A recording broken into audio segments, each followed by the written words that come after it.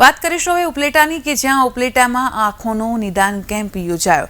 વિનામૂલ્યે આંખોનું નિદાન કેમ્પ યોજાયો કે જ્યાં દર્દીઓને મોતિયાનું નિઃશુલ્ક ઓપરેશન કરાવવામાં આવ્યું।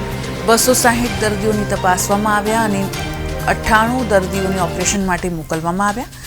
અંજુમની હિમાયતુલ અને નેત્રદીપ હોસ્પિટલ દ્વારા ખાસ આયોજન કરવામાં આવ્યું।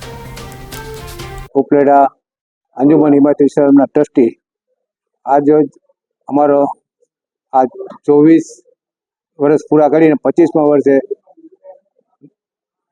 ડૉક્ટર વસંત સાપોડિયા તેમજ અંજુમન હિમાયતુલ ઇસ્લામના સહયોગે આંખના મોતિયાના નિદાનનું કેમ્પ કરેલ છે।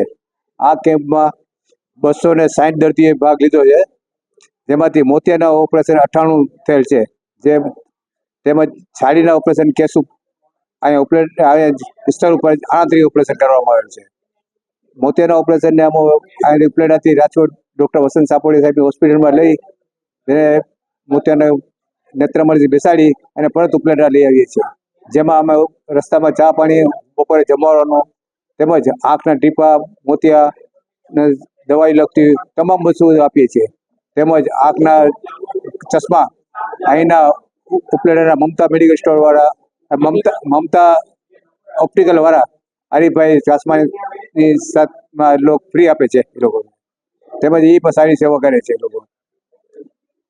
અહીં આ કેમ્પ ઉપરાંત અમે અંજુમન હિમાયતુલ ઇસ્લામ તરફથી ફ્રી દવાઈઓ, ઓપરેશનના કેમ્પો તેમજ એમ્બ્યુલેશન રાખીએ છીએ। તેમાં હાજીરોગ ક્લિનિક રાખેલ છે, જેમાં 10 રૂપિયામાં ફક્ત દવાઈઓ આપીએ છીએ।